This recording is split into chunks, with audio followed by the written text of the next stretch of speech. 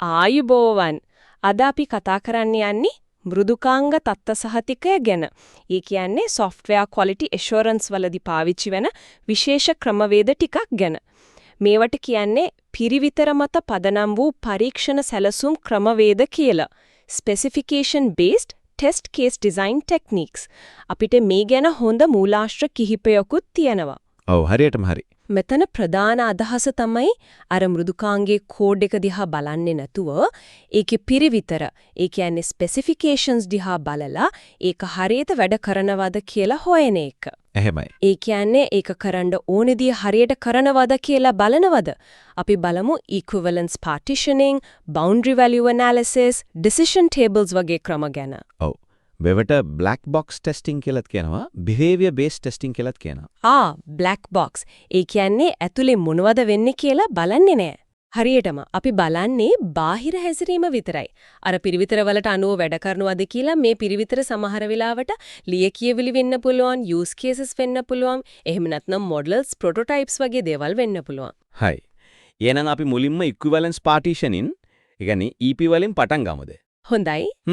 මම තේරුම් ගත්ත විදියට මේකෙදි වෙන්නේ එකම විදිහට ප්‍රතිචාර දක්වයි කියලා හිතන ඉන්පුට් ටික එක කට්ටියකට දාන එක නේද? ඔව් ඒක තමයි අදහස. එක පාටිෂන් එකක එක ඉන්පුට් එකක් වැඩ නම් අනිත් ඒවත් වැඩ කියලා හිතනවා. එහෙම නැත්නම් එකක් ෆේල් නම් අනිත් ඒවත් ෆේල් වෙයි කියලා. එතකොට අඩු ටෙස්ට් කේසස් ගානකින් ලොකු හරියක් කව කරන්න පුළුවන්. හරියටම අපි මේවා වළංගු වැලිඩ්. ඒ කියන්නේ සිස්ටම් එක බාර ගන්න ඕනේවා සහ අවලංගු ඉන්වැලිඩ්. ඒ කියන්නේ ප්‍රතික්ෂේප කරන්න ඕනේවා කියලා කොටස් කරනවා. අර ජිම් එකේ උදාහරණය වගේ. වයස 16ත් 4ත් අතර නම් වළංගුයි. 16ට අඩු 60ත් වැඩි නම් අවලංගුයි. ඔව්. එහෙමයි. එතකොට හැම වයසක්ම ටෙස්ට් කරන්නේ නේ අර කාණ්ඩ වලින් එක ගානේ අරන් බලනවා. සමහර විට 5 30 65 වගේ.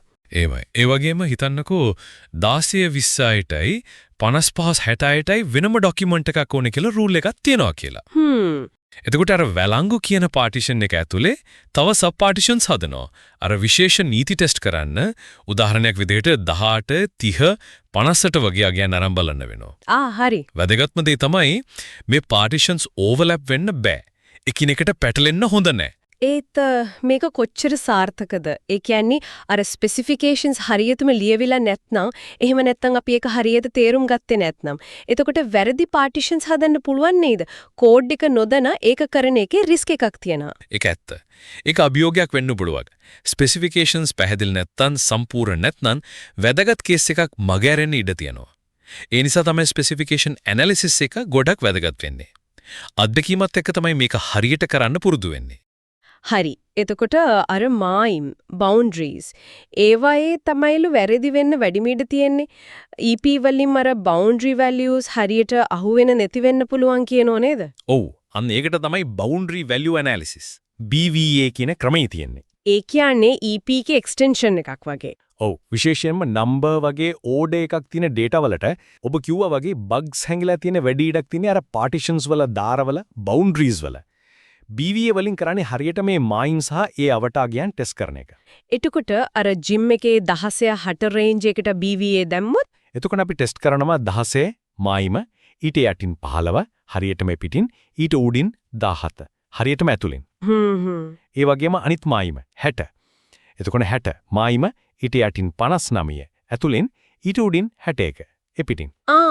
එතකොට ටෙස්ට් කේස් ටික වෙන්නේ 15 invalid, 16 valid, 17 valid, 59 valid, 60 valid සහ 61 ඉන්වැලිඩ්. හරියටම හරි.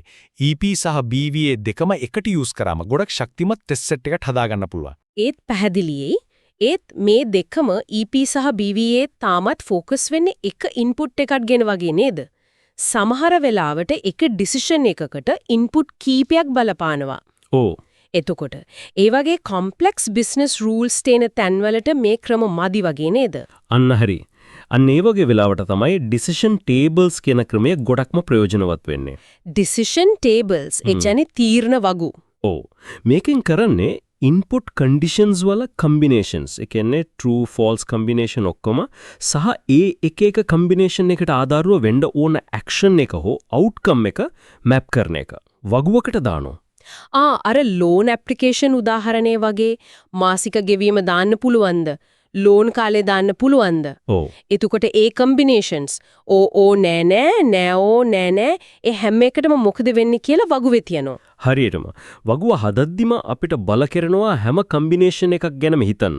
සමහර වෙලට ස්පෙસિෆිකේෂන්ස් වල ඒක පැහැදිලිව ලියවිලා නැති වෙන්න පුළුවන්. ඒ කියන්නේ ස්පෙસિෆිකේෂන්ස් වල අඩුපාඩු හොයාගන්නත් මේක උදව් වෙනවා. අනිවාර්යයෙන්ම.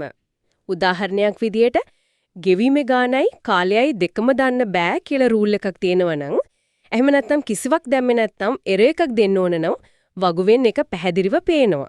නියමයිනේ. ඊට පස්සේ වගුවේ තියෙන හැම තීරුවකටම ඒ කියන්නේ හැම රූල් එකකටම එක ටෙස්ට් කේස් එකක් ගානේ හදන්න පුරව. ඒ නිසා කිසිම කොම්බිනේෂන් එකක් මිස් වෙන්නේ නැහැ. හරිම ක්‍රමානුකූලයි වගේ. එතකොට සාරාංශයක් විදිහට ගත්තොත් මේ ස්පෙસિෆිකේෂන් බේස් ටෙස්ටිං කියන්නේ කෝඩ් එක බලන්නේ නැතුව ඔව්. ස්පෙસિෆිකේෂන්ස් පාවිච්චි කරලා EP, BVA, decision tables වගේ ක්‍රමවලින් ඉන්පුට් සහ බලාපොරොත්තු වෙන අවුට්පුට්ස් දිහා බලලා සිස්ටම් එක හරියට වැඩ කරනවද කියලා බලන එක. එහෙමයි. මේවයින් පුරුවන් කාර්යක්ෂමව සවිස්තරාත්මකව ටෙස්ට් කරන්න. අර බවුන්ඩරි කේසස් හොයාගන්න, කොම්ප්ලෙක්ස් ලොජික් තේරුම් ගන්න මේව ගොඩක් උදව් වෙනවා. හැබැයි ඉතින් මොකද්ද?